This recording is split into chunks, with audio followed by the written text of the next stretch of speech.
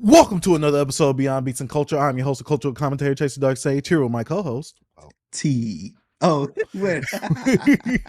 And we're back with another episode of Hip Hop Goodness because we are the one show on YouTube that actually talks about the music on a consistent weekly basis. Make sure you hit the subscribe button and like the video if you haven't already. Check the description for the timestamps, our social media links, and the artist submission form. And make sure you subscribe to the YouTube channel to get the exclusive content like Let's Have a Conversation and the Dark Sages interlude itself. That way you get a look into the minds of the actual hosts on their own solo shows itself. And in today's docket, we'll be talking about some new albums coming out. 42 Doug publishing a children's book, Elliott being a goof, Ebro being a goof, and some of the white fans in hip hop also being a goof. But this is gonna be my thing because I'm gonna have to go off on them. B.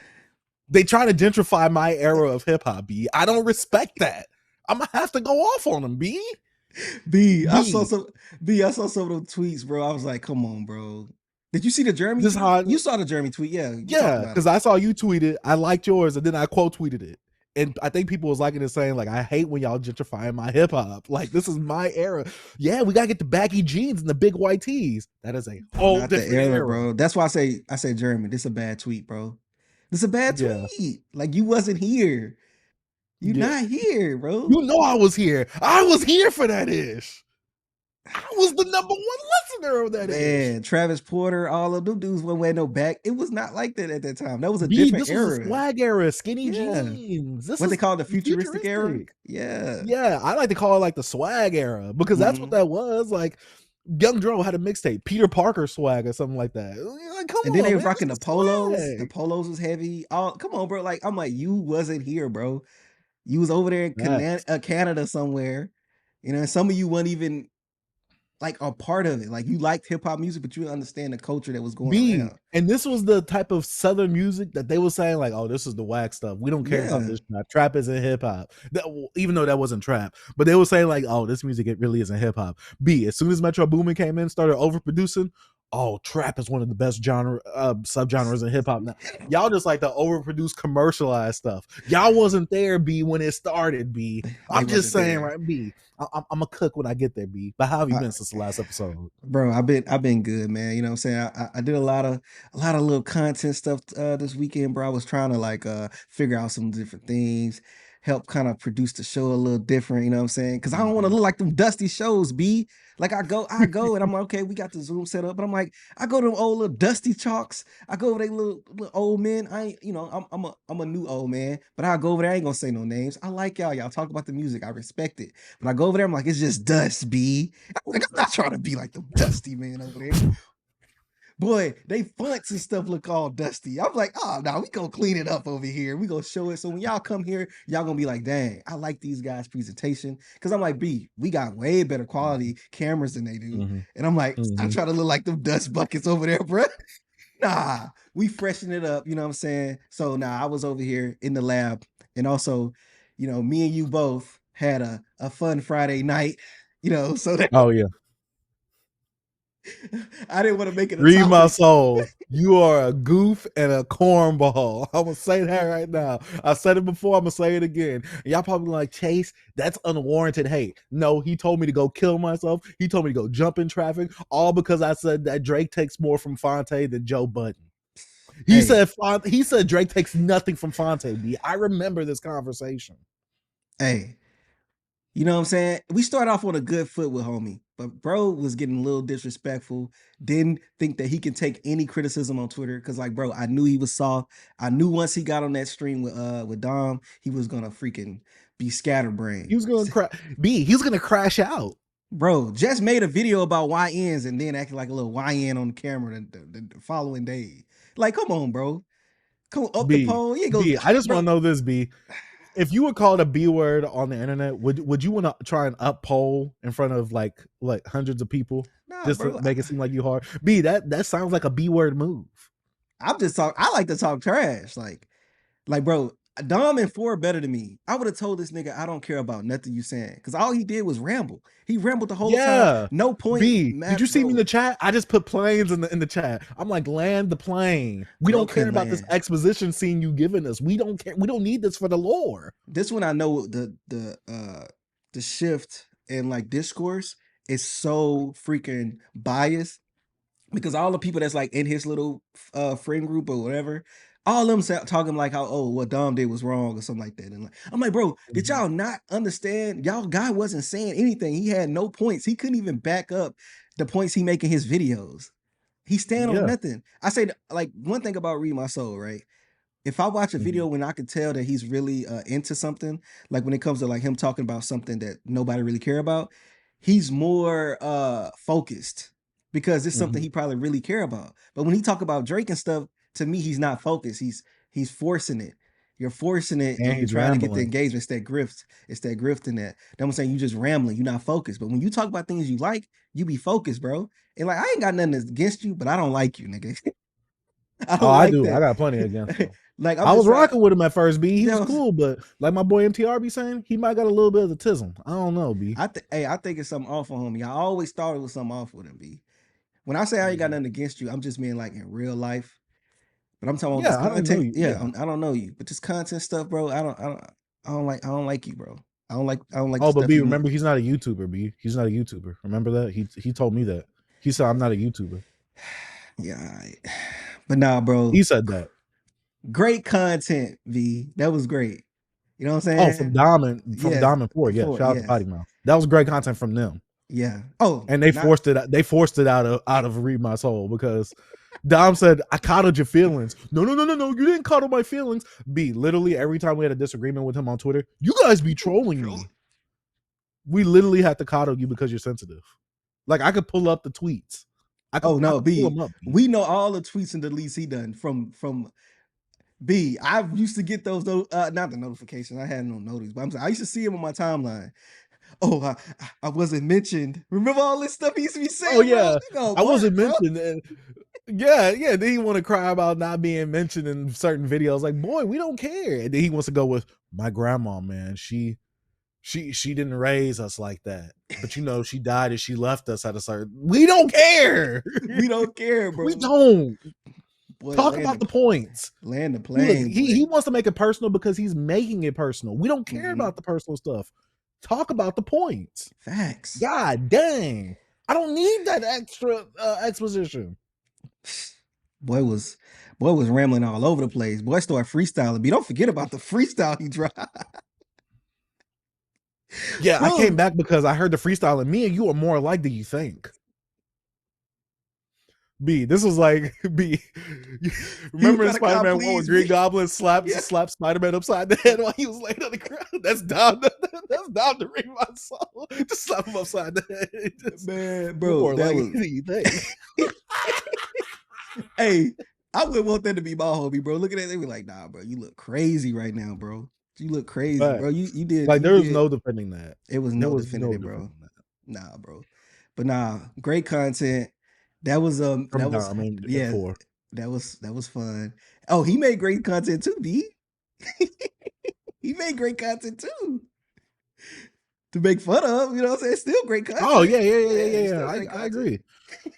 A lot of cornfield happening over there on that side. Oh, most Lots of definitely. cornfield. Hey, B, you from South Carolina or you from Harlem? Where you from? Bro kept I'm like, bro, Yeah. Yeah, V. What? Look, we don't do that from where I'm from in you from Harlem. You know, when I was growing up in North Carolina, I'm Lighter. like, Like, which one are you from? Like, yeah. which one? Which Bro, one is it, dog? then he dry Why snitched on B bro, dry snitched B on his auntie. She sold drugs. B That was crazy. B nah. When he was like, my father was in and out of my life. Then him, my father was never in my life. Why you keep changing up your backstory, my guy? You can't even keep the story straight. What are we talking about right Hey, bro, now? trying to do a whole trying to do his whole like backstory, bro. Like, nigga, we don't care. We want to talk about the grift. We want to talk about you saying you're trying to liken yourself or like say Drake is your war on Chirac, bro. You just own it. Don't try to compare putting academics because you know a lot of people don't like him and make it like I hate that. It's like when black people say, "Oh, white people did it, so we could do it." No, wrong is wrong. It's not cool, bro. Just don't do it. Yeah, I two don't know what's wrongs wrong with don't these make a people. right. They don't, bro. But yeah, They man. don't. Eh, that was fun. That That's was a our fun. little. That's our That was a little. yeah. Don't worry, I B. look. He could probably read 42 Doug's son's book, B. He might need that. He might need that. Navigating the world with the tism. You know what I'm saying? Boy, Yeah. boy had no But B, I got an career. important question to ask you. What it is, B? What have we been jamming since the Man, last episode, B? B. Let me lock in, man. Cause I ain't really Oh, jammed okay. much. Okay. But look, all right. So look. So what I jammed was JID's. It's a Never End of Story, right? The original, Mhm. the first mixtape. This is the mixtape from JID that was my introduction to him. And I was like, since the album coming out this weekend, I want to actually go revisit all his previous projects. And B, this album, this mixtape is still dope. I still enjoy it. I feel like he wasn't trying to do too much on here. He showed his versatility, the pockets, the flows. I enjoy his rapping. Like he wasn't trying to rap too fast and be like, oh, I'm this, I'm that. Like, watch me, you know what I mean? Like, let me speed it up right here and like say a bunch of nothing. I feel like he had points in this project where he actually was saying things and also being more vulnerable, right? And I was like, okay, I'm liking this. And the track he has, dang, I forgot the name of that track, bro. But I remember the trailer for it. It's the ending track. Let me look real quick. It's the one with him and J. Cole, and they was driving in the car. You don't remember that video? I The don't. Never I do Story. not. That's what it's called, the Never Story. My bad. Mm. It's called Louder, I believe. Yeah. But I love the beat on that. I love how he finished on that. He rapped in his flow when he speed up a little bit, but he was saying things. He was just letting you know where he come from. Like I don't know. I liked it. This story. I like this. So this is what I'm thinking we're gonna get on his album B.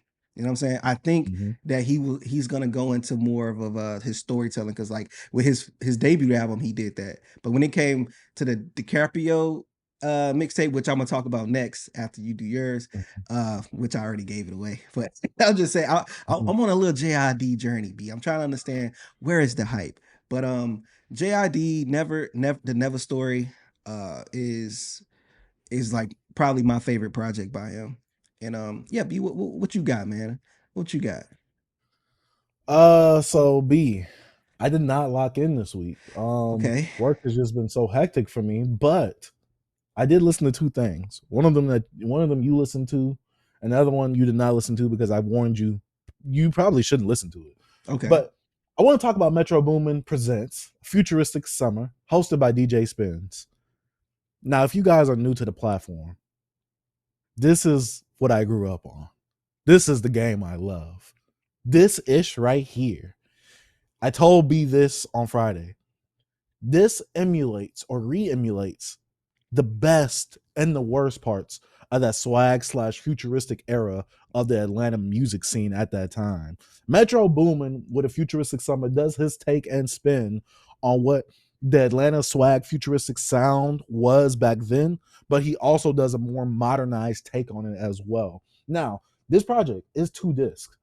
I don't think it needed to be 2 discs. This is why I say that it re-emulates and it redoes some of the best and worst parts of that era. It's 24 songs, an hour and 18 minutes. That doesn't sound long for 2 discs, but like I said, this re-emulates that feeling of that stuff back then where those projects were long, those projects were bloated, but we had some great standout tracks coming from those projects itself. And especially back then, when you get a mixtape, you jam that thing front to back. Like this is the era where it wasn't streaming, but it was leading into streaming because we had to go to Dat Piff live mixtapes. This is during the Travis Porter era. Young Dro putting out all them tapes. Gorilla Zoe, Gucci. This is during that era right here.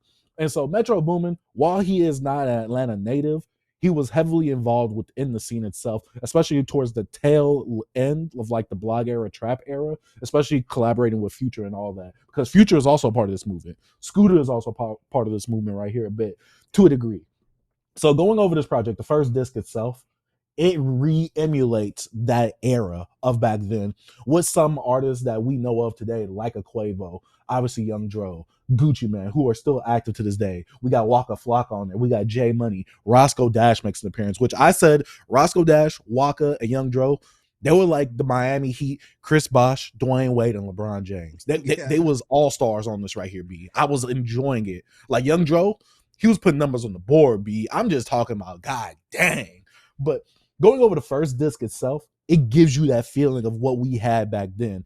And Metro himself, while he is one of those producers that have overproduced and commercialized the sound of trap itself, it kind of transformed it in a way to make it more cinematic feeling. Going over this first disc right here, this perfectly encaptures and re-emulates that mode of like the swag futuristic era with features from Travis Porter, Roscoe Dash, even Quavo making an appearance on here, Young Dro doing his thing, Waka Flocka. I needed more Waka Flocka on this tape. But when we go to the second disc itself, this is where we get the more modernized take on that era from back then up until now. And oh my gosh, I love some of the songs that we have on this tape.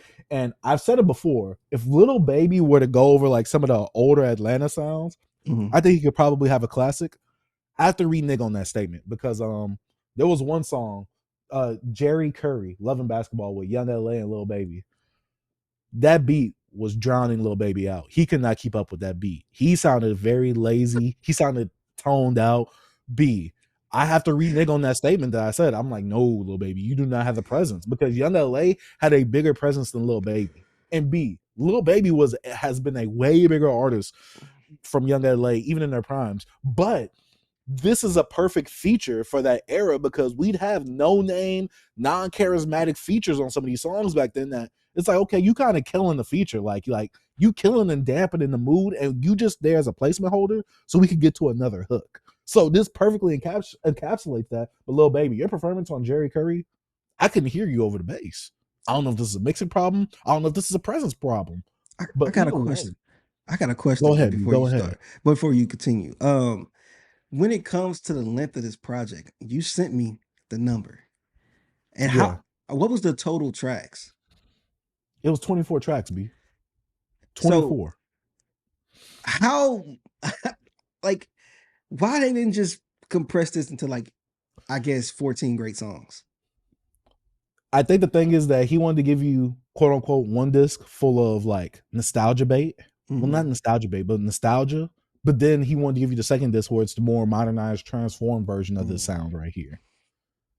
And while I get the point of it, and like I said, it encapsulates that era because if we go to a project like Future's Dirty Sprite, it has about the same amount of length, same amount of time, same amount of tracks, but it's not differentiated within two discs. Yeah, I remember those areas. I remember that area. But that's what I'm saying. That era, we had a lot of tracks like this, but at least Metro knew how to divide it up.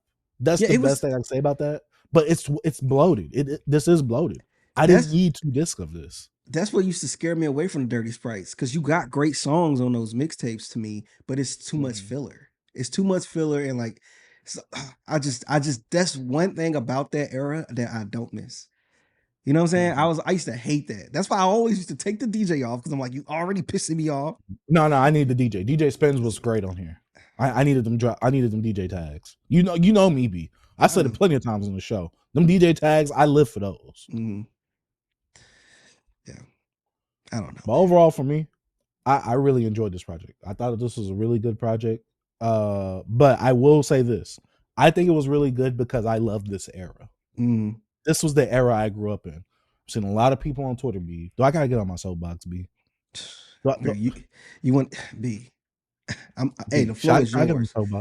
B, the floor is yours, B. I'm tired of you Negroes, man. And not literally in the sense of Negroes. I'm tired of y'all. You white hip-hop fans love to take what I love and destroy it. B, the tweets I've seen this week. They want to talk about fun party music. Relating this to Tyler's Don't Tap the Glass, B. B, no. What are we doing here? B, relating this music to Dumb Franchise Boys, Lil Jon, the Crunk Snap era, Laffy Taffy. B, what are we doing here? B, what did Jeremy Heck say? This makes me want to put some big old jorts on with a big white tee and go get some ice cream. Oh. B, that was the worst tweet I saw in my life. You're gentrifying my favorite subgenre. What are we doing? B, this is how I know though. They wasn't here. That boy Joey, Gotham hip hop, whatever, Gotham hip hop. He put on a video of Drewski dressed in like the early 2000s, like I said, Crunk Snap era of the hip hop scene. He put a video of him like, oh, this is what this music makes me want to do.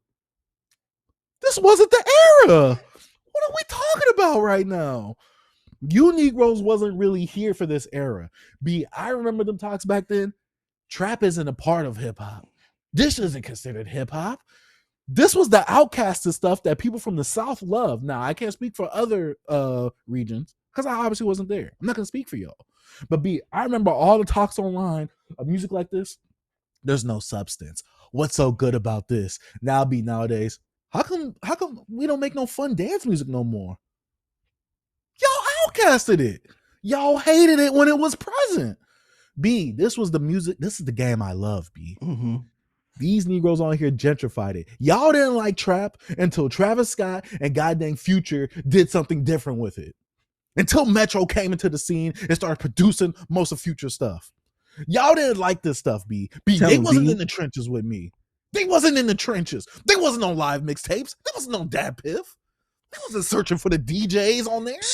They wasn't doing it, B. They wasn't even listening to the unofficial mixtapes. They had the unreleased stuff. The official white label mixtape. I was there. I was there. Salute Me or Shoot Me's, Do Flock Around. Y'all wasn't there. Hey, they wasn't, B. They lucky I got the gunshots, B. I need to put the gunshots on here, boy. You do, B. I'm cooking right now, B. They wasn't there. I was there. I had this music playing while I was playing Arkham City on the PS3. B. I was over here playing Spider-Man 3 and 2 with this music on in the background. They wasn't there. They wasn't there for this, B. I was playing Raging Blast with this, B. What's that one Transporter song, B? What happened? What's the biggest Transporter song? What was that song? To the Waffle House, B? Which Waffle one? Or Make It Rain? It was Make It Rain was a really big one, right? That's the one that kind of the one that was on the radio all the time. Yeah. To me. B, they wasn't there. They wasn't there for the Travis Porter X Waka Flocka collab mixtape. They wasn't there for that, B. They wasn't there for those awful gaudy mixtape cover era, B. They wasn't there. And I know it from the tweets. Mm-hmm. B, they wasn't there. DJ Spins, they wasn't there for these drops, B. They don't know Slim Duncan. This. They don't, B. They don't. They don't know Brick Squad, B. They don't know Frenchie. They don't know what Gucci Mane was doing. Gucci was the king of this era. There's a reason why he is one of the GOATs when it comes to Southern hip-hop artists, just off of influence and impact alone. He was reigning dominant in both eras. This boy was reigning dominant in 2 to 3 different eras, B. What do you say? He was a legend in 2 fields like Pee Wee. No, he was a legend in 2 games like Pee Wee Kirkland. You know what I'm saying? Yeah, this is Gucci, B. What are we talking about right now? Come on, B. They wasn't there for that. They like the overly produced, over commercialized stuff. Heroes and Villains presented by Metro Boomin, like that came out a few years ago. Mm-hmm. Oh, this is one of the greatest trap albums ever. Rodeo by Travis Scott. This is one of the great trap albums ever. This? Oh, y'all wasn't there for TM 101. Y'all wasn't there for trap music. Y'all wasn't there for the T.I. run. B. T.I. came out of retirement for one verse on this project. I seen people online be, yeah, I can't really get down with this. I don't see what the hype was about for this. Oh, that lets me know everything. Y'all wasn't there for the movement. They didn't. Well, a lot of the old heads, they being consistent. They didn't like it then. They don't like it now. It's pretty much like what Joe Budden was talking about. It like that's understandable. I'm talking about them younger hip hop fans that acted like they was there back then. Yeah, I'm talking about them. B, the Jeremy Hex, the Joeys, and all them. Y'all faking the funk. Them niggas was playing Foo Fighters. You know what I'm saying? They wasn't playing this stuff, bro. You know, to be honest, bro, some of this stuff, bro, you just had to be here. Like we in the South, right? But we probably it's more of a connection even with the people in Atlanta, and it reached us. But still, we was here. We felt the energy. They don't know that over there, bro. They don't understand it. They don't. They don't. This part of the culture, B. Because I'm gonna tell you one thing. I'm gonna tell you one thing about foreigners, bro. What they like to cling to, the real hip hop. You know what I'm saying? If you look at any of the any people, I mean any other people that's like overseas in Canada that be in freaking UK or any other place, they be like they love like listening to Slick Rick and Big Daddy Kane, and they love that stuff. They champion all that, and there's nothing wrong with it. We love that y'all appreciate our art, but it's like it's other parts of the culture that y'all just don't understand because y'all not here and y'all think it's whack. They be like, what is this? Nah, bro, you gotta experience it. You gotta live it. And sometimes, bro, I saw a dude right today on Twitter. He got a YouTube channel. I'm not gonna mention him though, not yet, till I see that he a op. But I'm gonna say this: you not from here, man. I'm gonna just say this, bro. You said something. Where's the clue bomb at, B? Come We on, need a man. clue bomb I'm drop. gonna put. Oh, B. I'm gonna work on the bombs. I just don't got them yet. Hey, but I got this right here. No. Yeah, we put horns, bicycle horns. That's what them niggas got over there, B. They in the UK like. You know what I'm saying? But B, I echo your sentiments, bro. When I saw that tweet, I'm like, I gotta send this to B. I have to send him this, bro. And B, this is the thing. I listened to this. I already knew you wasn't gonna like it, B. But that's consistent with your MO. Yep. That's consistent with your MO. All these other ones, B, they faking the funk. They not about it. They faking it, B. They faking it, bro. I'm just sick of them, man. But all right. My next project, I just said it earlier.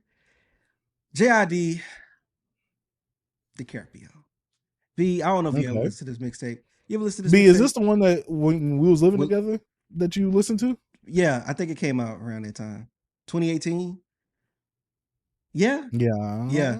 I think it did. Towards the end of 2018. Yeah. It came out, I think it came out in 2018, but I'm saying I came out there at the end of 2017 in December. Remember, I was there for New Year's. So I was there, we was living together. Oh, okay. This mixtape, ass. B, I do not like this tape. I fell asleep early. I fell asleep last night listening to this tape.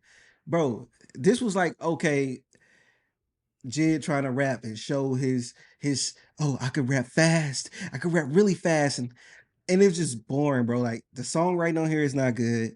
Like I know he wasn't probably going for that, but this is just a forgettable mixtape. I don't know why people like this one. I'm like, it's like one song on here that I tolerate, but like, bro, this is not it. Production wasn't there for me. Some of the mixing on here was bad. I barely could hear him on on a few songs. That you can hear me because I heard something. Hear you? Okay. I forget it's that song with him and Joey Badass, and I forgot who else on that track. No, don't do this again. B, I was like, how do people like this right here, man? And I'm gonna listen to the album over the week, the album he put out. But bro, this mixtape, bro, this is what brought me down from JID. Like I want the end story, and I like his album. I like the storytelling, songwriting, and also adding some of those fun tracks. But this mixtape right here was not it. And I remember I was like really so confused how people was enjoying this right here. And that's why I knew. That's when I knew. And me back then, I had some bad takes back then. I used to have some wild takes. Still do. I felt about. Yeah, I still do. But yeah, but hey, B, I was even wilder. But this right here, I thought I was wilding when I didn't like this, but this is still ass. And that's all I got to say. And I'm not listening to it again. This probably will never hit my headphones again. And this is 2025. I ain't listened to it since 2018. So yeah, it's going to stay that way. B. But no, B, that just wasn't it, man. That wasn't it. But we both listened to this album. I think this is your last album. Yes. We both could talk about it. Yes. Since I know you the bigger fan, so I'll start first, and I get to talking about Yeat. What was the name of it? A Dangerous Summer. A Dangerous Summer, man. See, I don't even know the title of it. But anyways, let's talk about this Yeater, man. B. I gotta give it to him, B. I like this. I like this, man. I like Yeat songs in the past, but I never liked the full project from him. And you always tell me, yo, go check out his shorter projects. because the Mm-hmm. oversaturation of like Mm-hmm. the run times, it kills me. I'm like, bro, this stuff sounds redundant. But when it comes to this right here, B, it wasn't that redundant at Mm-hmm. all. It was more Uh-huh. varied. He was trying different things, I guess. You know what I mean? And I was feeling the production from Benny X on here. Because the Benny That's X what produced like did Benny like produce like most of this? nah, I don't think so. No, no, no, no, no. How many? How I many? know he for sure produced I'm Yeat He did more. because he He has a had to. feature on there. How many he done? How many? I And don't know see, how the many. thing is, I think with Benny X, I don't know if he's executive producing any of this stuff, but it's like whenever Yeat has a shorter project like this, and I had a solo episode of Dark Sages Interlude where I Yeah, I talked about watched Yeat, it. the best Uh, Rage album, and mhm, I've exemplified that Yeat is best at his shorter run length because he gives you more variety, better mhm. individuality with each of these songs. But I think Benny X, when it comes to like these shorter projects, I don't know what it is. I think Benny X and Yeat just had this marriage that they come to together when it comes to working together. I feel like he had to have done something with this outside of just the song I'm Yeat. Yeah, he did more because Because I'm. sonically it sounds great. Yeah, he did. He had to do more because I think his names. I think he did a little more on here. Probably not all the production, but he had his hands in this. But anyways, Mhm. B, I'm like, hold up, man. I'm really messing with this. Uh Mhm. the oh, I did loose leaf. Even Loco wasn't. I'm going. ADL is coming. I'm like, hold up, is he gonna miss? I'm Yeat. I'm like, hold up, I'm feeling this right here. Then Mhm. the shot baby on this joint with the with the MFU. I'm like, hold Mhm. up, I'm loving this right here. Then the Don Toliver come in. I'm like, okay, the tone switched a little bit. Don Toliver on the hook. Mhm. I'm in on this one. And I'm like, I think is that the one he ended with like a house music at the end? Or am I bugging? Was it the Don Toliver track or was it the No, no, no. It was a FKA song Twigs? after the FKA Twigs. It was Okay, I Growing was like, hold Pains. up, It was I'm a song rocking after with that. this. I'm like, dog, growing pains. I don't every song on here from me, my my 1.5 listens, because I didn't finish my second listen. I was like, bro, I think I like every song on here. Am I tripping? And I'm No, you're like, not. 11 tracks, 34 minutes. I'm like, bro, this is what I like from Yeat. You give me Mhm. something that's short, concise. You have your ideas. They feel like who he is. He's not like a crazy rapper. Like when you talk about vibing and how the feeling, Yeat gave me that. It put me back in the tone of like how I used to feel about Little Uzi and stuff like that. Like when I used to Mhm. go to Uzi and I got some songs, some catchy hooks, that vibe is bringing me in. Mhm. I'm feeling the energy. That's how I felt with this Yeat. And I'm like, Mhm. dang, am I afraid to admit it? But like I say, I got to keep it authentic and honest on this platform. B, I like a Yeat album, man. This was dope. I'm gonna have to return back to this. I'm not lying. I'm not This is lying. the game I love. And I This like is that the I'm game Yeat song, bro. I I was love. like, first I heard, I'm like, man. Then I was like, hold up, Hey B, he's Yeet. dog. Hey B, he didn't want the Rolly. The Rolly wanted him. B. Yeah, I was like, dang. I'm like, I'm really liking this. I was like, Oh man, maybe it's just man. because I was eating McDonald's breakfast. I was like, man, maybe it's just McGriddle. It wasn't a McGriddle B. But no, Hey I'm gonna hand it B. over to you, bro. I'm gonna hand it over to you. I know you like a part. You like the. I don't know. I wouldn't say you the head of the Yeet council, but I say you're a member. You know what I mean? When it comes to the old heads, B, I am the leading member. I You the am. leading member, B. You the older Of the statesman. old heads. Yeah. Yeah, Oh, the old heads. I Okay. am. I'm one of the people that embrace Yeet at my age, B. Because a lot of Mhm. people when they hear this, it's just a bunch of noise. Y'all don't get it. Y'all don't get it. Like I said, B, I had a solo episode of Dark Sages Interlude where I talked about Yeat's best album, quote unquote, as of right now, Mhm. because this album right here, top 3 in his discography. And it's not 3. I'm gonna say that right now. When it comes to Yeat, I've said this before about his Project Life, which was an EP in a style of this, which I just like to call them albums. That's what they are. They're over 30 minutes. They're Mhm. albums. When Yeat comes out with projects like this, 10 out of 10. He's not missing. This project was so consistent, so cohesive. And the sound that Geek goes for when it comes to production, each song sounds different from another. Now, a lot of problems that I have with a lot of the rage music that comes out nowadays, a lot of them lack identity, they lack charisma, and they lack the focus of actually coming in, getting with a producer, and actually making them get this grand sound with the rage and also have that quality fine tuning with the sound as well. Yeat does it perfectly on here. He gets he gets some great features on here as well, but Yeat doesn't give you the same thing on each song. He doesn't sound the same on each song. Now, Yeat's gonna have his Yeatisms. He's gonna talk about the same thing subject matter wise.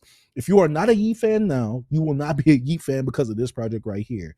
But if you have a problem with longer run lengths of these Rage projects, especially Yeats, because I will not lie, I'm a huge Yeat fan. I got all his albums that's available on vinyl. He overbloats his projects. He has one project where I think it's like 30 songs. I'm like, yo, this is too much. But he's playing the game. This is the young game that they're playing right now for the streaming. They're trying to get their coin. I get it. But I can tell you this, I don't like when they play the game. I like it when they do these shorter projects, more consistent projects, and more focused projects. That's when they're locked in on their crafts. And Yeat is perfect when he does this. He doesn't give you too much fat on this project right here. The song with Saw Baby, so much fun. Go much money, I got so much fun. B, that song, I'm Yeat. Two-tone. Now, I'm not gonna lie, I'm a Yeat and Don Toliver hater, B. Every time they got together, I'm like, I remember you said that. This don't mesh well with me. But on here, B, perfect. Don Toliver and Yeat, I need some more collabs together now within this realm, though. I don't think y'all need to give me the solo songs out of the projects. Give me more songs together on this right here. But oh man, from the intro track all the way to Growing Pains, 11 tracks, 33 minutes. Yeat was on a highly dominant run when it comes to this project right here. Me personally, like I said, top 3 Yeat projects for me. I heard this the first time that I heard a song come in my algorithm. That was another Yeat song that I knew from another project. I'm like, what? I'm like, the project's over? No, I gotta run that back. What are we doing right now? But I love this. That's perfect, man. Like I love an album that gives you that sweet spot of like 11 to 13, maybe 14 tracks, 30 to at least 40, 45 minutes, maybe at the longest 45. And it's not much room for error. Songs can be flushed out, and also it brings you coming back. Like how you just like, the album's over. That's how I was feeling. Like you get upset, you want more. But I feel like what they fall victim to is they know that they fans love that same vibe, and they're like, all right, I'm gonna give you 4 of these on this album. Like F it. Like I'm gonna just add more on here. And I'm like, nah, man, just have them come back. You know, just have them come back. But we not musicians. We don't get paid for putting up our music from our craft. And I know how the streaming numbers and all that type of stuff. I know they gotta play the game, like you said, B. But like, oh my God, I was like, I am in tune with this album. And I'm like, I'm not bored. Like, yes, I can be a prude sometimes. It's just what type of mood I'm in. But I ain't gonna lie, this had me. You know what I'm saying? I was like, bro, let me get this McDonald's. Hold on, am I tripping? I pulled up, got me some McDonald's, ate to this. I'm like, yo, this is a good album. I'm really rocking with it. Hey, and I'm 31. You know what I'm saying? But Yeat been out since I was like, hold up. Are we live? B, I had the other parts. Dude, pass me. I was like, let me chill out. But nah, I'll say this, Yeat. Hey man, I ain't saying you made me a fan, but I'm a fan of this album. If you continue to do stuff like this, which I'm pretty sure you're not, I'm pretty sure your next album will have like 19 tracks on 40 tracks. Yeah. 19 is B. If we're lucky, it's 19. Yeah. Because what was the one he put out we talked about last year? I ended up listening to 2093 or something. A Dangerous Life. I think No, the other one. The Futuristic. Oh, 2093. Yeah. Because Breathe is like, I love that song. It's another song on there I really like. It's songs on the project I like, but I'm like, bro, it was just too much. Once it's too much, it just and then a lot of the songs they mesh into each other, and it's like, dang, didn't they have this already like a few tracks ago? Like, it's like, what are we doing? Like his last project was 22 songs, 1 hour and 2 minutes. Yes. B, and I have one of his albums on vinyl. I gotta see where the album is at. Dang, I wish I could find it really fast. But yeah, it's 29 tracks. Right. B, did you listen? 29, B. That's a lot. But yeah, man, that's how I felt about the Yeat album. I know you love it, B. Oh So, yeah, this is about to be on replay for me all week this week. but before we move on, I wanted to know: did you listen to that Ghostface album? I mean, song. I listened to the snippet. I seen very mixed opinions about it. B, I don't know if did you you saw listen my at all? tweet. I don't know if you seen my tweet. What'd you say? At first I did a thinking emoji like a day before, like the day it came out, and then another day I was just like, "Yo, this beat ass." I'm sorry. It felt like it was too much going on, bro. Adding the freaking uh the healthy and what's the Rakim and Eric B track? I can't think of it right now. Together, I just it was just doing too much. But Ghost rapping, I like Ghost rapping on there. I like how he was rapping on there. And Did he give you was it reminiscent to Supreme Clientele rapping where he A was just little putting a bit, whole bunch of yeah, stuff kind of together? just yeah, pretty much. That's what this is gonna be. So it's like it's to me the only thing I think we say this when this got announced, like the only thing that could keep us is the production. Like we know that Ghost gonna do his rapping thing because I know you was kind of thinking about the last album he put out, but I'm talking Yeah. about when it comes to production. I think with this production needs to handle it. And I don't like this from I don't like this production. I'm not even gonna lie to you. And Was RZA involved in this song? nah, this was Scam Jones. It said produced by Scam Jones and Ghostface. So, but yeah. Before we move on to our another section B, I don't know if Scam producing the whole project, but he produced this track. I re-listened to Freddie and Alchemist Alfredo 1, Oh, okay. and bro, Loved it. of course I love it. But just Mhm. re-listening to it after listening to 2, I'm like, come on, bro, what are people thinking? Like I said, I'm doubling down. That album is boring. It's like an endless song, a 47-minute song, pretty much. Um, but with Alfredo, the breakup, right? I'm gonna tell you something. Leaving, like going to like let's say, I say from something to rap about 6 to 10 smoother tracks, right? And going into Alfredo 2, you'll be like, dang, okay, I can see it's not really much difference when it comes to the ending songs from Alfredo. But to me, those songs are still better. They're still better from Alfredo 1. And the crazy thing that freaking Alchemist was doing, bro. God is perfect. I forgot how great that song is. That's a great song. The rapping on there, freaking look at me, dog. I was like, bro, I'm in the car screaming. I'm like, what's wrong? Bro, I'm in the car screaming, bro. Like, what is up? Why people talk about Alfredo 2 is on the level of this? They tripping. Come on, dog. That's all I really gotta say, man. I need y'all niggas to open y'all ears and stop trying to be. Not saying it's not a good album. I'm just saying the takes we use classic too loosely. It's just the discourse is getting even worse. B. We listen to an album once, and it's like, oh, it's on the level of this. I'm going back to how I feel. Let's give these albums time. Let's let them marinate. You know what I'm saying? Sometimes Mhm. I fall victim to this too, but I'm a troll. Y'all niggas don't be trolling. I know y'all don't. But look, stop it. Get some help. I'm sick of these niggas I be. listened.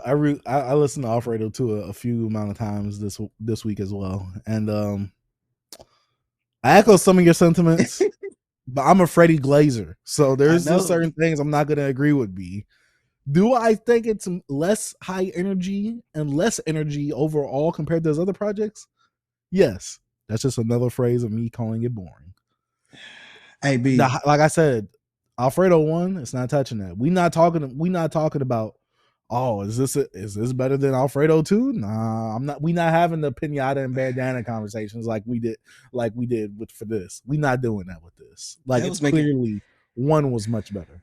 that was making me mad, B. To me, when I listen to this a bit more, B, this just sounds like a more refined version. This sounds like Fetty without currency. That's what Mm-hmm. this sounds like to me. It's Fetty without currency.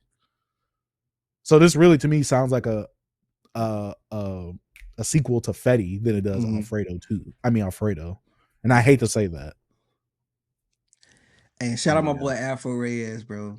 He was like, hey, he agreed with me. He echoed my sentiments too. Shout out, bro. A real one. He understands.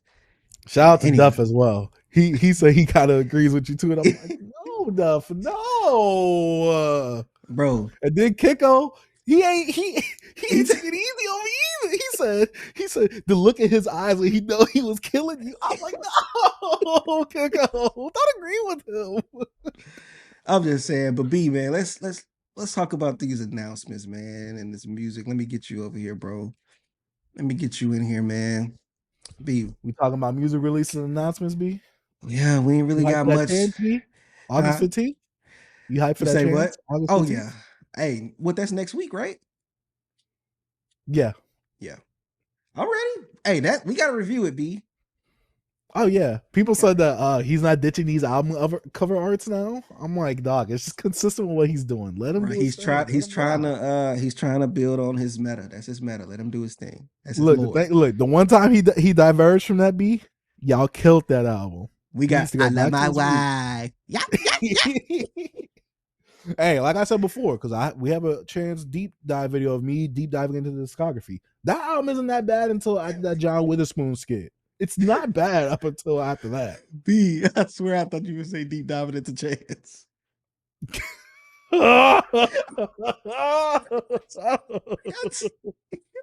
You said we got video of me deep diving into. I thought you would say deep diving into chance. I'm like, boy, relax, relax. I love the BBC.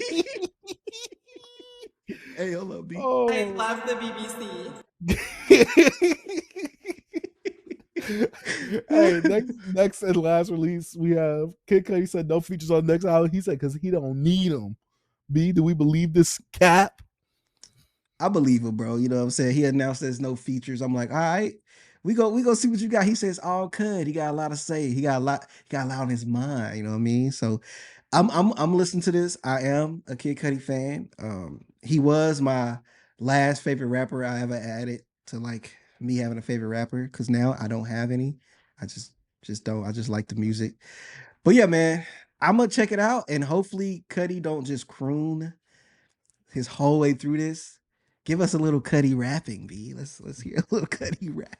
I feel like he gonna sing through this whole album.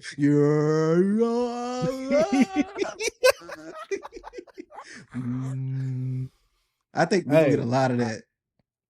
didn't you listen to the single for this song? I mean, for this album, I Yeah, listened yeah. to it too. I don't remember it well though. Did we say we liked it though? I think we liked it. I remember you listened to it first, and I listened to it after. Yeah, yeah, yeah. I I think just don't remember my thoughts on it because I don't remember the you song. liked it. You said it's kind of like put you in the mode of like an older Cudi. Yeah. Yeah, I or think Wizard, I think. yeah, Maybe. yeah. And I was just like, bro, you made this song already. I don't know. That's how I think I felt about it. Mm-hmm. But it is what it is. Just retreading familiar ground. But B, let's know But what yeah. albums is dropping this week. Man, the albums that's dropping this week. We got your boy, your favorite, B. Your favorite. JID. Just talked about him in the What We Jamming section. I know you're a huge fan. I know you didn't want to tell him, but we got God Does Love Ugly. B, we gotta review it, man. We reviewed the EP. I know. Technically, we I said our know. thoughts, but I think we gotta lock in. Come on, B, lock in. This the only album. I know this the only album you just we just let's lock in and just talk about it. Because we I know know. this is gonna I be know. all the Twitter people, all the Joeys, the Jeremy Hex, they're gonna say he did it, B. They're gonna say he did it. B, they gonna say it's classic after the first track. I already know it. We gonna see. But I wanna say this before we talk about the next release. JID, I need you to stop trying to prove yourself.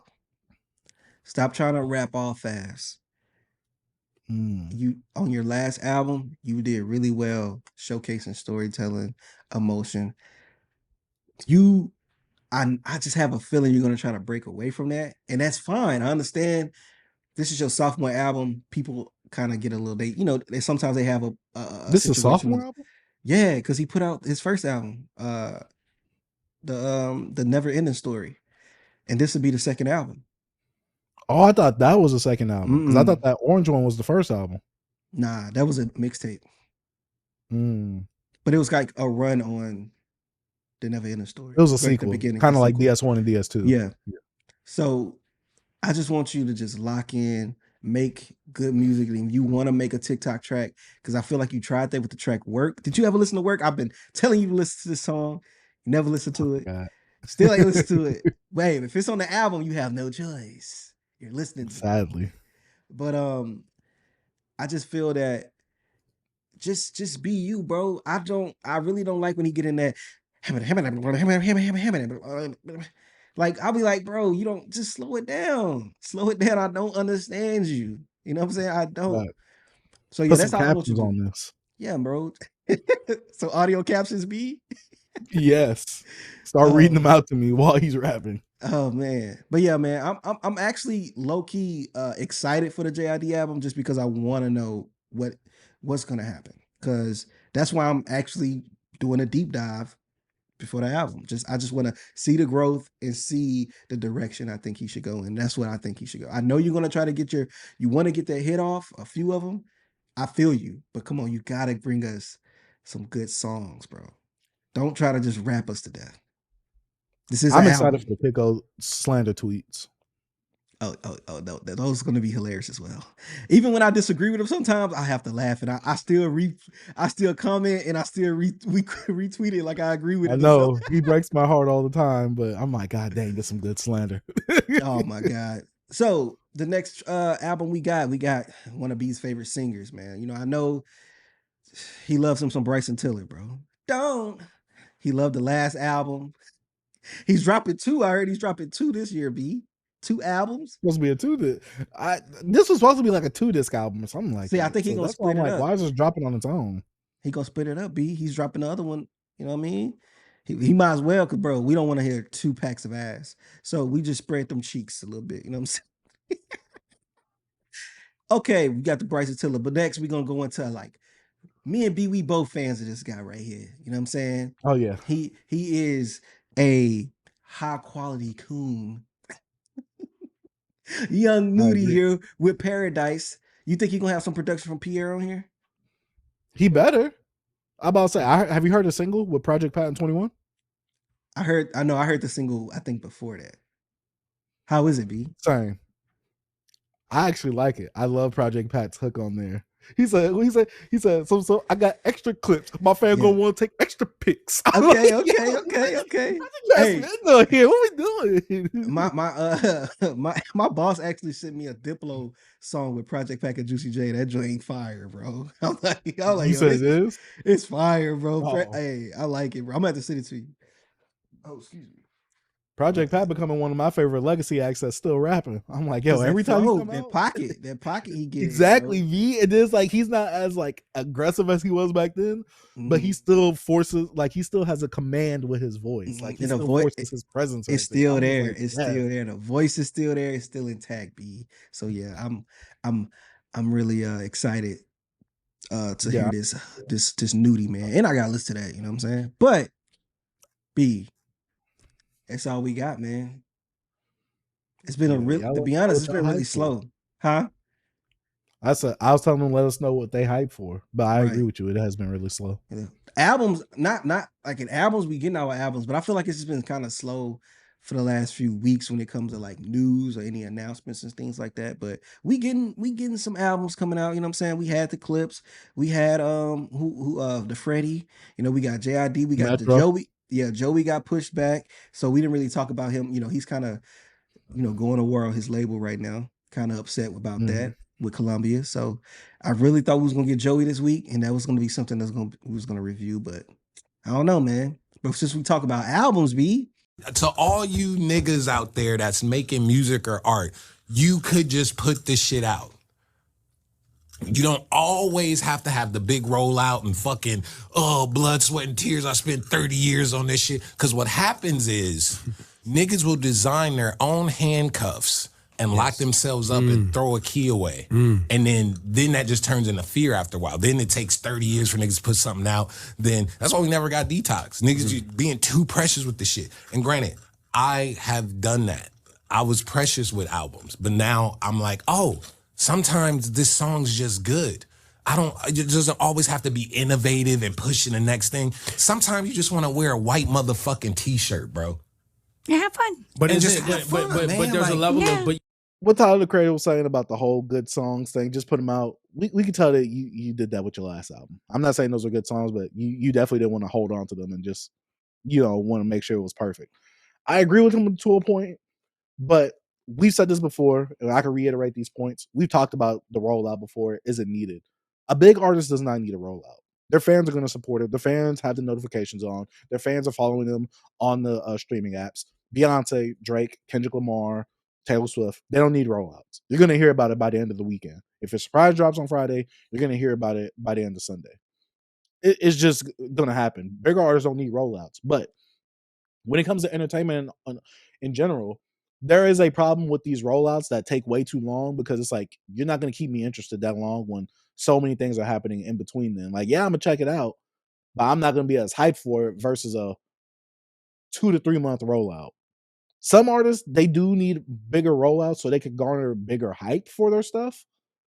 But sometimes the rollouts just be too long. Look at A$AP Rocky. He got to roll in right now. We don't know what the F is happening with Don't Be Dumb. Oh, we don't. It's looking stupid right now. Pun intended.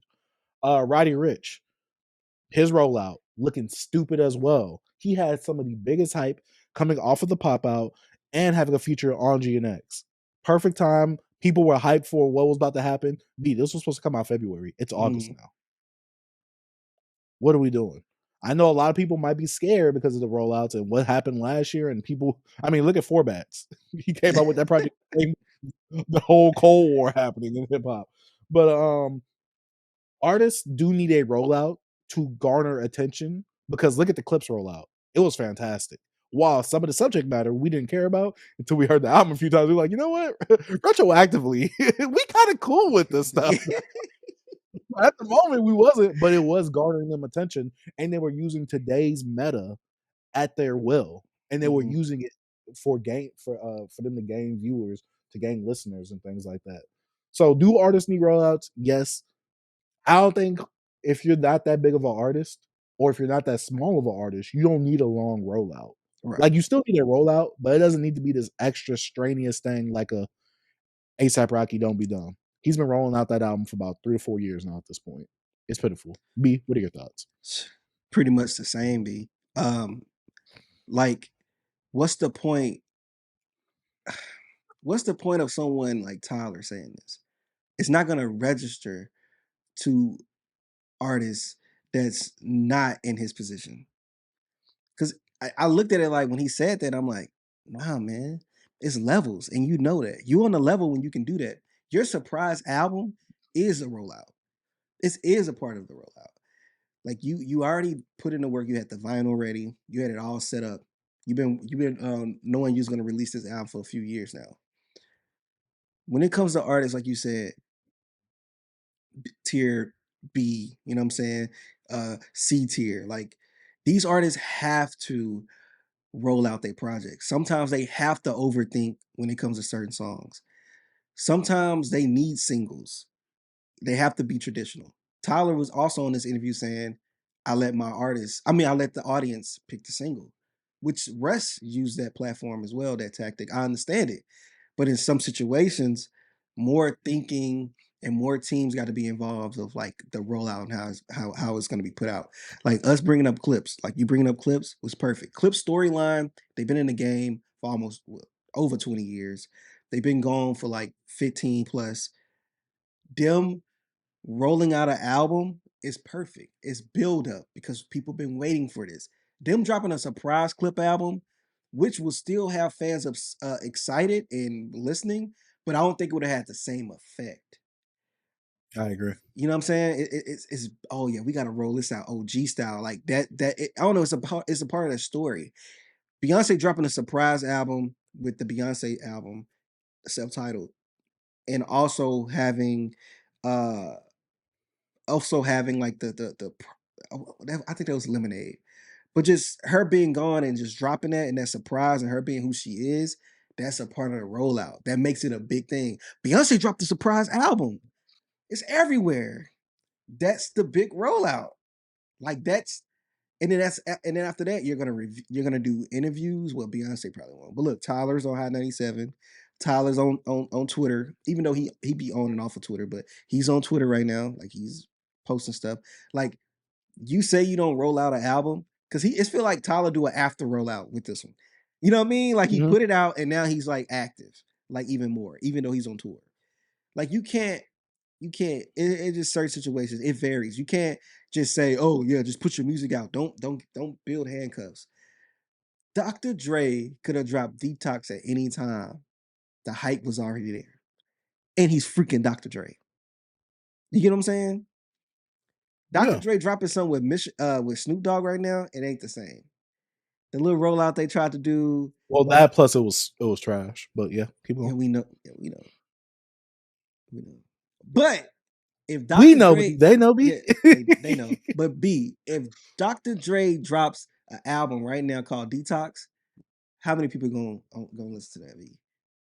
I feel like more people gonna listen to that if he dropped an album called Detox because of that name. It's like the whole effect of like the Carter 3, like that series. Detox is after like Chronic, you're detoxing yourself. It had all this hype.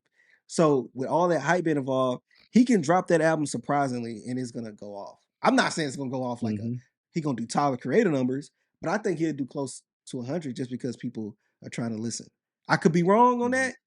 Y'all could kill me on that one, but I think he at least do like 90 or something. I don't know if I think the old heads will tune in. But we're gonna watch it. We're gonna listen to it too. Of course, us. But I'm just saying, we've been hearing about the Detox for years since we've been into hip hop. So I'm just saying, some of these artists, bro, they don't have the luxury of being a Tyler Creator. They just don't. You can't just say this because some artists have to build. They just got to build. So yeah, I disagree with what he's saying, but I also understand why he said it. Like, just put the music out. But like, nah, I can't just put the music out, bro. I can't. Yeah, he's one of the few artists that can do that. Yeah, like his album went #1. Not many people are going #1. We've talked about the numbers in hip hop currently. It's not looking good. B, a lot of artists can't do that. B, he knew to have that vinyl ready, already being developed, produced. He had the records up, box, whatever, all the little box, what they call them. Didn't he have like a CD box set or something like that? I could be wrong. Mm-hmm. He had all that stuff day before the album dropped. You rolled out this album. Short rollout, but you rolled it out. You knew what you had to do to get what you wanted. That a lot of people don't have. Tyler has a big fan base, a larger fan base, but he also has a cult fan base as well. So you just can't just say that, bro. Coming from you, that's just you can't say that. That's like a rich person saying you need to get off your A and work. Pull yourself up by the bootstraps. My Negro, what? Yeah. So this is like when Kim K said that a few years ago. Right. Get off your lazy A.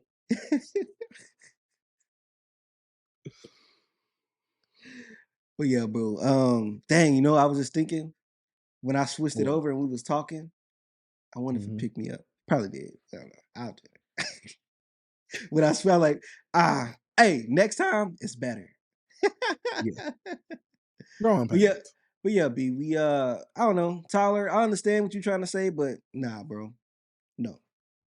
Can't do that. Yeah. But also let's look at stuff like Roddy Ricch and Joey where they was rolling out and the label is what's stopping them.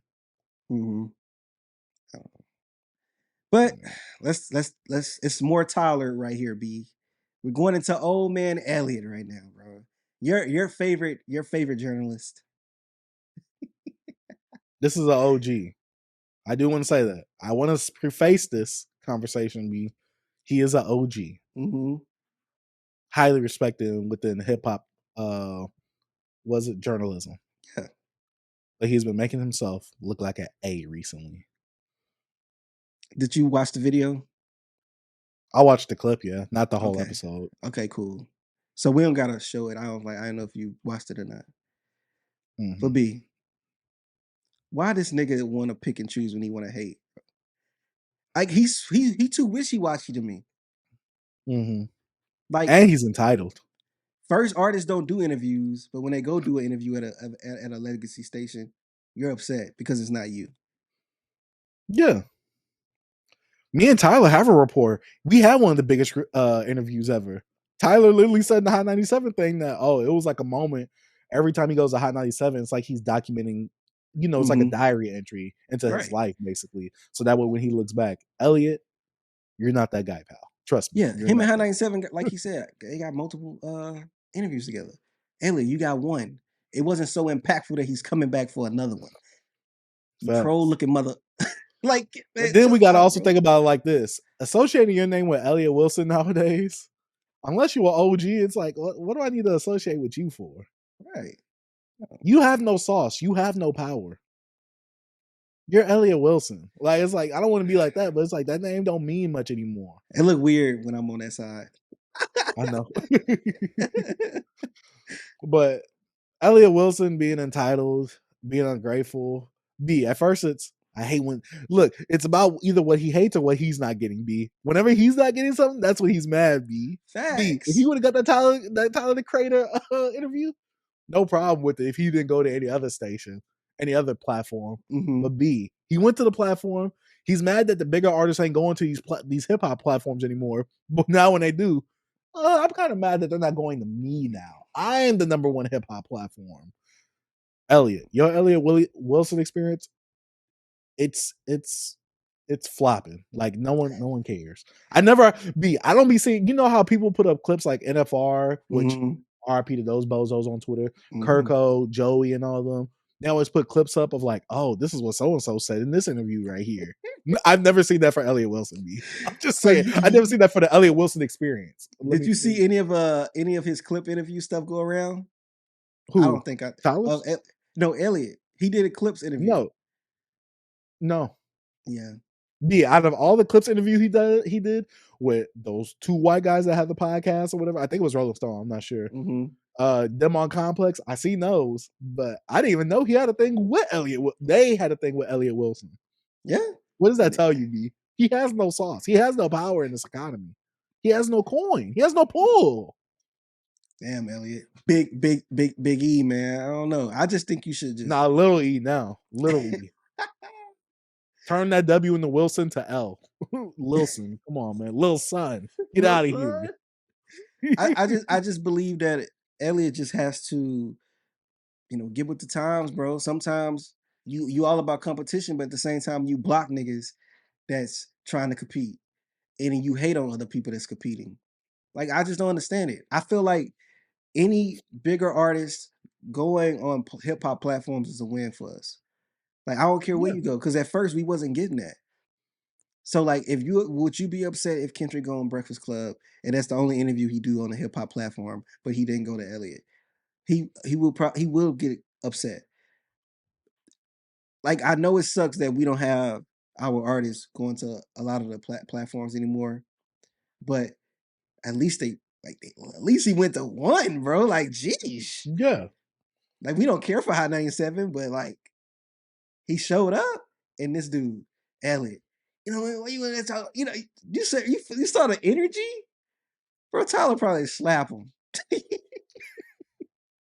I don't know. Elliott talk like he just like he be talking like he can whoop somebody, bro. Like my brother used to say that like to his wife, like not saying he gonna beat his wife up, but he'll be like, she talking to me like she could beat me up. When somebody talk to you like, oh, so you talking like you can fight. That's how Elliott talk. He talk like he can fight. Like, I don't think facts. It just be overcoming. It just be over not speaking on the microphone. That's all it be over. Them tight ass pants, bro. He ain't going nowhere, bro. Hey, with the big old chucks. And that big old blazer, B. He having that blazer, B. Elliott has no swag, boy. That boy could not dress for nothing. But look, I'm gonna tell you this, Elliott. When the BBC come, nigga, when the BBC come for you, you're gonna have a lot of stuff to say, nigga. You already blocked my mans over here. But wait till we come. I know. Hey, wait till we make some noise. I'd like to have you on. The shit on you. Nah, I'm joking. I love the BBC.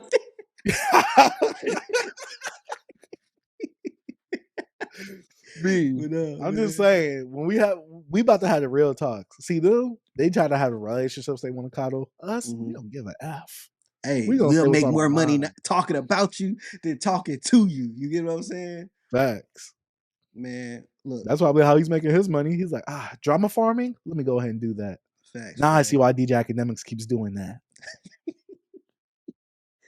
Bro, Elliott, man, just relax, bro. You never this nigga is never happy.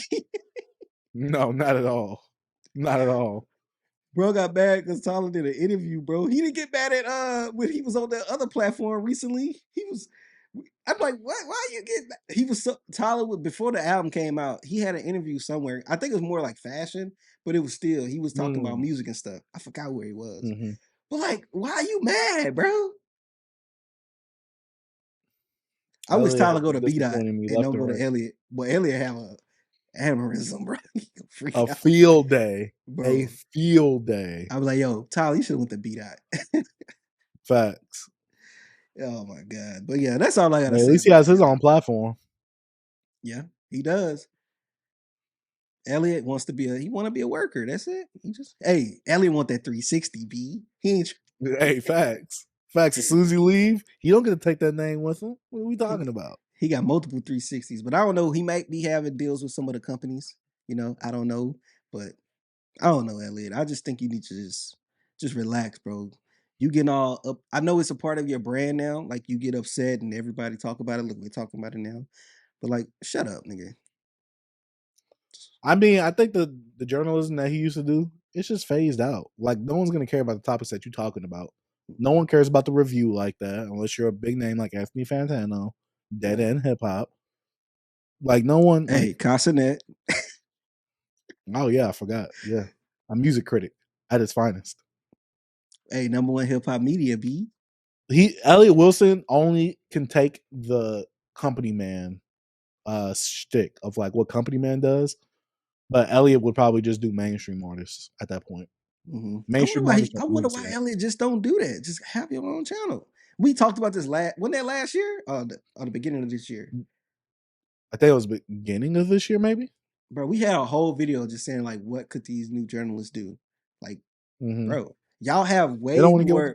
Bro, they have way more experience than us. All they have to do is incorporate all that experience into like the modern day times, and they can succeed. Look what the company man doing. Do it. I agree. I don't know. Elliott, stop being salty, bro. And now we're going on to another salty guy right here, B. We're going on to Ebro in the morning. You about to play this clip, B? I'm going to play the clip, B, because I kind of want to understand what he's actually saying. Okay. I don't know if I need full context, because did you watch the clip? I watched the clip, but I need to rewatch it. Okay, we're going to play it. So I'm not even talking about certain people. I'm talking about Drake. I'm not talking about people who are fans. I'm talking about studied craftsmen who are great at contributing and understand what this hip hop shit has been since its conception. Yes. Like, I'm not just talking about rando fans on the internet, bro. Listen, a lot of these fans and a lot of people on the internet, y'all don't even love hip hop like that. You're just fans of an individual. We are having hip hop conversation about something that has literally saved our lives, put food on people's plates, and is a culture that has been an inclusive culture of all different types of ideas and music and expression and all of these things for fucking 50 years, man, or plus. Right. Like, we're talking about something that we love and care about. I'm not just talking about comments and fans and fucking trolls and all this other bots and all this other stupid ass shit. We're talking about fucking, and even during the whole rollout. Yeah. And I hate going back to the beef, but guess who keeps bringing the fucking beef up? Who said we wasn't gonna be talking about this summer, but guess what the fuck we're talking about, man? So we're not supposed to bring that up either? We're just supposed to ignore. Right. We're supposed to act like these things don't happen because you're popular? Come on, man, that's whack, B. That's your man's, man. Oh boy. Oh boy. Oh my God. Let me swap. I don't know. B. What beat? This is literally when you think the vocal minority is the majority. Mm-hmm. What are we talking about? And I hate that. Yes, I'm a Drake fan. I'm never absolving Drake from criticism because I didn't like that Which One song like that. I know you liked it. I like it. I don't know But why. my thing is, I hate when they just put this all on Drake. Like he got to be the master MC. I never putting Drake up on that pedestal. How come we don't have the same talks with Moneybagg Yo in here? Finesse 2 Times, Sexy Red. Y'all play them on the radio though. Y'all give them radio placements. Little babies in them. Do they have to study the craft like that? I just feel like there's this unfair shtick put on Drake. Does Future have to study the craft like that? Like like they talk like yes, there are people that are fans of people, but obviously you gotta like something from that person to be a fan of that person in general. That's why I hate that. Like that was like a weird like what's the word I can use? That was a weird scapegoat to lean on for that. I don't know. I just hate when they put these standards on Drake, and I'm just like, when did Drake ever say he's the best rapper alive, the best MC on the mic ever? Because I don't believe that, and I know he doesn't believe that.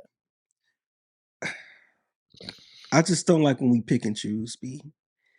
We do it across the board. Sometimes we have to just be honest about you just don't like him. You're not, I don't know if he's saying he's criticizing one of his faves, but like, bro, you could criticize Drake, but also give him props. I just feel like we're at a point where like any big talking head that's have their Drake bias in a negative light, they're not giving him. It's like all the stuff they probably used to praise for him before the beef, praise about him before the beef, they just erased it. And I'm like, yes, what Drake did, whack. The whole freaking lawsuit. We don't like that. That's not hip hop, right? But it's like, my dude, like you said, they're not putting these standards on other artists. They're trying to put this all on Drake now. And I'm like, now this dude can't even get, bro, B, he put out Rich One, which is not the best song to a lot of people. Niggas not even giving it a chance. I swear, if this song came out 2 years ago, B, they'll be. They don't look. A lot of the people that was in the public eye, besides like Charlemagne, I don't know if Ebro criticized Drake this much. It feel like they criticized Drake way heavier now. Like they wasn't the criticism for Drake was not this big, especially from bigger talking heads at all. They'll just say they don't like Drake and just keep it like that. Facts, because if you don't like someone, you could keep it moving. You could keep it moving. Like it's just crazy how much you can dislike somebody but continue to talk about them. Cause it's clicks. Oh, we're not talking about the trolls. Bro, you know you talking about Drake is gonna get more people talking about this and talking about you. Yeah. Yeah. It's a dirty game for engagement, B. But Boss had a response. You know how I feel about Bass. But I don't know. Have you seen it? Did you see his comment? I skimmed over it. I mean, I read it, but I don't remember it verbatim. But I remember him saying that Drake is one of the greatest songwriters ever. Him being from Canada, what does that play a factor? Yes, I do. So he goes, my 2 cents. That's yeah, you might read this better than me, B. You think you can read it for me?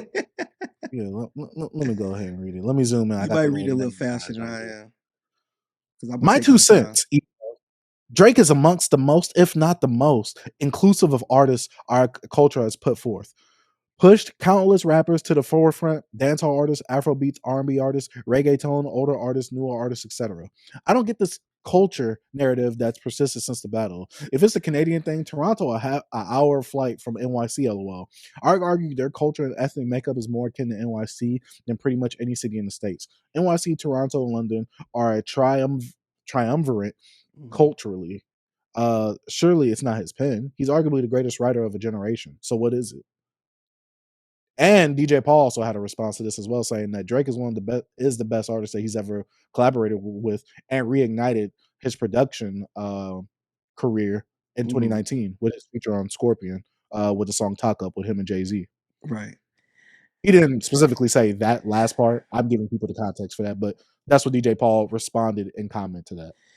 And like the crazy thing is, what Boss said is not, he's not completely wrong or nothing like that. Like it's like we are quick to throw away. We're quick to throw away someone right now. I don't know why. I don't get it. I'm like, people lose beefs all the time.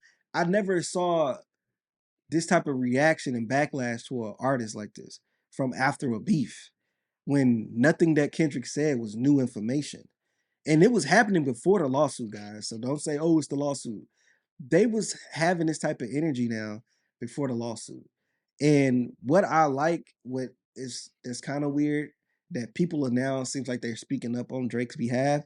Because last year I said I felt sorry for the guy. I think that was last year or the beginning of this year. And they wanted to kill you, B. They wanted to kill me. But I'm just like, I don't know. I'm just like, I feel like we're not even giving him any chance. Even if Drake put out, I feel like if Drake put out a song that's super dope, people are not gonna say it's dope, bro. They're not gonna acknowledge it, man. It's like, I do what y'all do, but it's like, this is just it's just nasty. That's all I can say. It's nasty. It's nasty. And I they just come hate the at fact that Boss we're now, throwing out his. I hate the fact. Well, I mean, no one was coming to him in general for anything. But besides the point. But I'm just 'Cause B, saying, was you coming to him for his opinion like that? I know, but I'm just saying, even this dude that nobody really cares about, and having a good point, and now they coming at this man. My mom's calling B, me. it's like if you do B. There you go. You talk. It's like if you defend anyone from Drake, you're getting exiled out the culture. Drake did 1 to 2 mistakes within the beef, well, post beef, right? Now he's not part of the culture anymore. Was you having these talks about him not being part of the culture when he did One Dance, Hotline Bling, and all that? B. Oh, that's right, because everybody was dancing to it. Everybody was having fun to it. B, my thing is this, and this has been coming up on Twitter recently. Some people just now discovering comeback season. They just now discovering it? Yes. Like I saw a Drake fan page saying, one stand page saying like, oh, like I didn't know Drake was rapping like this back then. I'm just like, I wish he was trolling. I wish he was trolling. Drake not Certain hip-hop. pages can get that troll off. He not hip hop, B, right? They don't even know the origin. They just want to. He's Canadian. Room for improvement. He's from Toronto. He don't know anything. I'm like, bro, what do you think he has them Joe Budden and those Fonte and that Jay Dilla? Him. I'm like, y'all. He mentioned a good amount of these guys, even in his commercial successes, like albums, like. Drake and in Thank Me Later, his debut, he considered himself a backpack rapper. He technically comes from that tree of backpack rappers. He just it's like the whole he changed. It was like the debate with Black Thought and Jay-Z. Like Jay-Z is a more dumbed down version of himself to be more accessible and have hits. Drake leaned in more into his Lil Wayne and Young Money bag when he got popular. Yeah. He stripped down. You have to compromise and to be in this industry, and you want some success, you're gonna have to strip down things. And that's one thing that me, as I'm growing and getting older and understanding why certain artists and how mainstream and underground is so different. It's to be honest, bro, just looking at it, it's harder to be a successful mainstream artist than an underground artist easily. Oh yeah. It's not easy to make these hits. Drake is on the cusp of having 100 number ones. Am I bugging? Did he beat Michael Jackson yet? No. He's getting close to it. The he beat the Beatles though. Yeah. No, I don't think if it's a top 10 or something like that. I think it's top 10 or something like that. Mm-hmm. But anyways, it's another record he's trying to break. But I'm just saying, that is not an easy feat. That is difficult. You can't be out here and y'all say, oh, he used ghostwriters. Look at look at the songs that Drake used ghostwriters for, right? Most of that stuff he was trying to go for a hit. What the machine with Drake was, he was gonna need some help. Line up any other hip hop artist, they successful commercial singles to Drake's. It doesn't compare. It doesn't. B, this is the one thing they keep forgetting. This is a business. This is a business. Like, you're gonna have to make some compromises here and there. You're gonna have to do certain things that you might not have fully agree with. Mm-hmm. But I'm gonna be real with you, B. Just to say, like, oh yeah, I'm part of the culture. I'm never gonna go against the culture. I'm doing everything that the culture rules say. The rule book of the cultures would don't exist. It changes however people want it to. B, the culture doesn't pay the bills. Mm-mm. You Negroes have proven that y'all don't even buy music like that. Look at the landscape of hip hop now. There's only 3 to 4 big names that can sell. Future, Travis, J. Cole, Kendrick Lamar, Drake. Those are the few names that sell. B, is Travis Scott part of the culture? I never hear people trying to cancel him out of the culture. They But try a to lot kick of him out his of hip hop. culture, a lot of They don't like rappers that don't rap, B. They agree with pushing. So this is my thing, B, right? We never had the same pushback for Kanye. And we know that he didn't write everything. Like, you could tell from the people he had around him. Mm-hmm. And we can see the decline. But B, we not kicking him out the culture. We're not kicking him out of hip hop. Now, with his recent antics, maybe they trying to do that. No, I'm saying we'll be But when kicking it him out comes for to other reasons, other stuff. yeah, but college dropout, late registration, graduation, Kanye had ghostwriters. Well, Kanye didn't have ghostwriters. He had writers. B, are we kicking Kanye out? We got to start having this through line of, okay, if he does this, we got to kick everybody else out that has some of this too. And it's the thing, B. Drake don't have ghostwriters. He has writers. They're credited. They're on the credits. If you guys actually bought albums, you would see these credits. B, I'm just saying. Go. And this is the thing, B. Y'all don't think none of these artists ever had other people in the studio with them and said, you should maybe do it like this. And maybe they didn't get credited. B, that's why I don't like talking ghostwriter stuff. I don't like talking this. And then plus, I agree with Ice Cube's point of the ghostwriter allegations for Drake gets thrown out when you realize he's written for other people too. To me, that evens it out. I'm like, okay, he's written for other people. Obviously, he has to have some type of good pen if he's written for other people. Right. Shout out to Wayno. I remember I was watching the episode of his show, and he was saying how, he been in the industry for a while. And he was just saying, bro, he knows so much stuff about some of y'all favorite artists, bro, that it hurt y'all feelings. And I was just thinking, like, it's so many people that y'all just don't know that they get help or they don't even write their stuff. I think more rappers should use writers. Not like if you want to have these super lyrical MC guys, y'all do y'all thing. But when it comes to like actually getting out here and making great songs, I think we need more of that. I think that's one department we're lacking in is writing in hip hop mainstream wise when it comes to great songwriting. Not lyricism, but actually songwriting. Like the group of the guys you always talk about with the Rage guys. That's what, to me, a lot of them, like you said, they try to recreate what Playboy Curry did, but they're not like focused on their songwriting. They need to work on that. But hey, man, Drake has done a lot for music, a lot for hip hop. What he's done, especially as a foreigner, he's not American, and being the number one rapper ever when it comes to numbers, success, like he's killing it, bro. He's killing it. And I feel like since after this beef right here and him going against Kendrick Lamar, which we love Kendrick Lamar here, but y'all gotta understand, y'all Lord and Savior Kendrick Lamar does the same thing Drake does too. He's an industry darling as well. Just look at it. It's probably not at the level that Drake was because Drake is more accessible, but Kendrick has to downplay himself as well. His biggest tracks was Luther. You know what I'm saying? I'm talking about in the recent years. They Not Like Us, of course it was big, but it was a diss. But like, y'all gotta understand, bro. This is a game. This is a business. They gotta make their bread. I don't know. I don't know, man. I I agree just with Boss still mhm, that Drake is one of, I'm not gonna say he's the greatest, but he is mhm. one of the best songwriters from the blog era.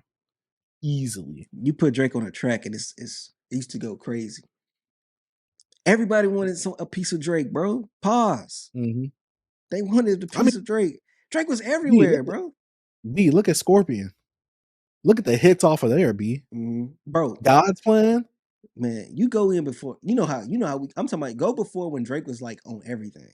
Like it's Mhm. Drake has so many tracks where he featured on that I totally forget. Like I think I brought it up before in the pod, but like I always forget that the song Timberland Say Something with Drake is a thing.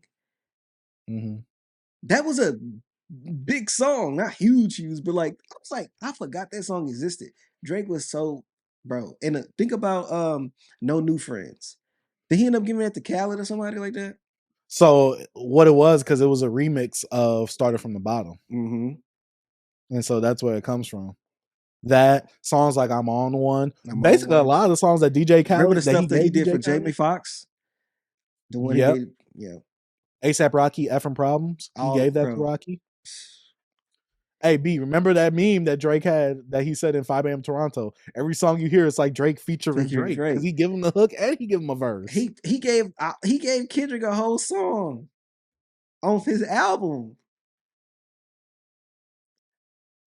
B, Even though we gotta it's stop discrediting Drake. and We gotta gotta understand stop. we gotta also understand this. We know that it helps both of them in both ways. Like it benefits Yeah. Drake and it benefits the artist. But that's how it is in the game. That's how it is with anything. So it could be for the love, but this love I'm giving you also helping me. Yeah, you gotta pay the bills, B, somehow. So B, they they wouldn't be doing this for free and doing this at a consistent level like this. They wasn't getting paid like this. Yeah. I don't know. I'm kind of waiting on because what Drake is trying to do now is, with the what I miss. He's just like, all you guys around me, like what did I miss? Like I didn't know that all these guys was against me, but I'm like, Drake, you used to always say this, that everybody was against you and all this type of stuff. Yeah, that boy always plays victim in But the music. now, yeah, he's a victim. But now that it's more open and we see, I want to see what's gonna happen once he do end up. If he do end up becoming back in the number one spot, or either go independent or move to another label and have more, more push, more label. What was the word I'm looking for? Support, I guess. Like, what would happen? Like, what would these platforms and what would these legacy media publications say now? Like, I don't know. I'm more excited for that. Like, even when I did that video a while ago, I was saying like, I want to know what's gonna happen next. Like once all this kind of dies down. But I feel like we still in the middle of a lot of people still going at them. But I think it has to die down someday. You can't ignore this guy. I'm gonna just mention the other day I was listening to the radio and what did I miss played about 2 or 3 times within the same hour. For real? On the same station. Dang. Full song and all. What did I miss? I'm just putting it out there. But I thought Drake ain't get spins.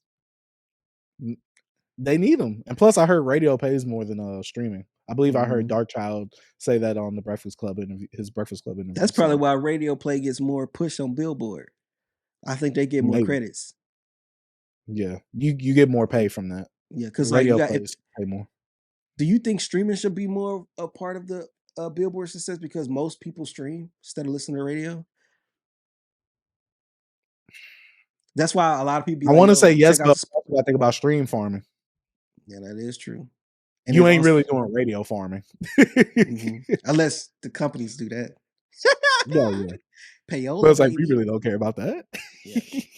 Payola. But yeah, man, that's all I have for discussions. It's not much I had to talk about. I wish I had I should have. There's not much that happened this week, B. I mean, besides, music is dropping, B. So a lot of the talks is kind of dying down with the music dropping. And we just trying to wait and see what all these other projects that we have anticipation for is really going to do. Most definitely. I don't know what's happening though. So You I know, recommend you guys, if y'all don't, get a Twitter account, follow some hip hop accounts, and see what's happening. Be part of the conversation. got to, man. But man, hey, this was a, if you guys is watching the show, there's a new like kind of setup, some that we working on. I'm working on trying to like see if I can add a little spice to it, a little trial and error. So y'all might see some edits, some jump cuts, some stuff I messed up on. But it is what it is. You know what I'm saying? I'm not trying to be like you dusty niggas on here, man. Y'all niggas get on YouTube and y'all be dusty as shit. Y'all get on there, y'all wife let y'all, do some little recording in the closet. I see y'all shoes, y'all sneakers in the background. B, you see the control panel in the back, B? No, let me relax, bro. I know it say welcome to. I'm gonna have to make an end of the show page scene. Growing pains, B. Growing pains. Yeah, growing pains. Hey, we building the plane while we flying it. Yes, sir, man. But nah, bro. I don't know, B. You got any closing statements, man, or anything?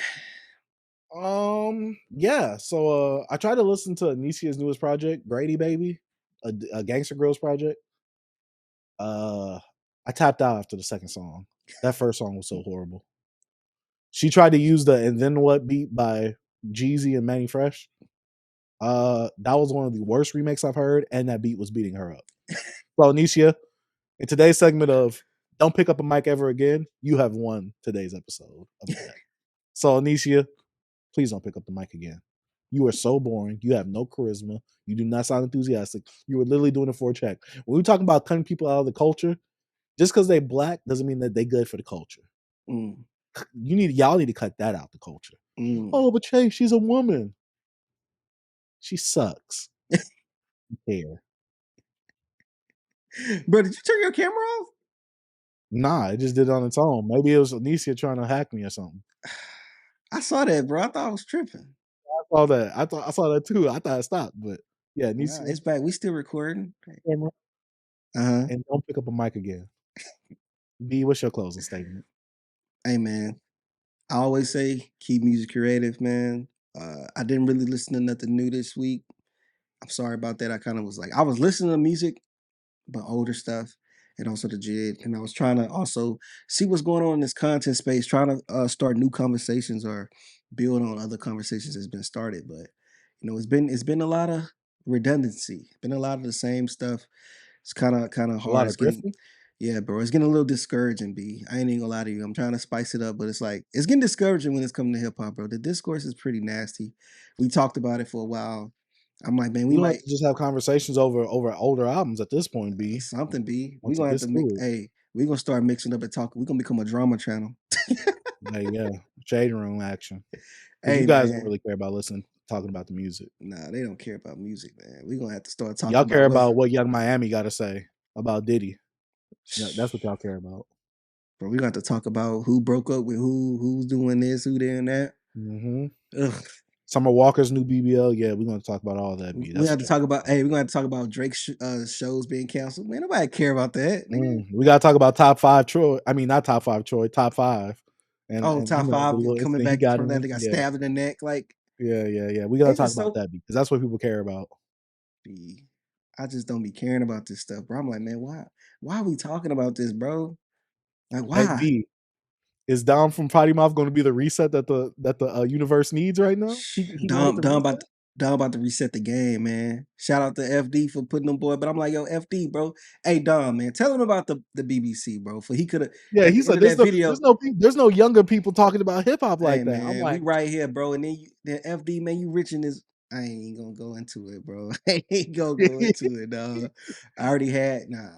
But nah, FD, man, we over here, bro. We some young brothers over here. yeah, we talking about the music. We You look talking up a about the review music. for any album that came out this year, even the album that y'all haven't heard. Yeah. We there. Bro, if we would have kept going last our old pod, we was talking about the stuff that was up and coming and on now. And we was younger then. We was in our early 20s. So Oh yeah, facts. we was way younger then, So I was going into my mids because I was at the end. I had a kid on the way. You are pretty old. Yeah. I was 25. Hey, yo, relax, man. I was still young. I was 25. It was 6 years ago. The kid ages you like 10 years. Yeah, he did, bro. Hey, whatever age your kid is, multiply your age by that. Bro been being disrespectful to me as of late, man. The other day, he told me to put some water in his cup for him, and I ended up dozing off on the couch, and all I heard, I woke up to him saying, "Put the water in the cup."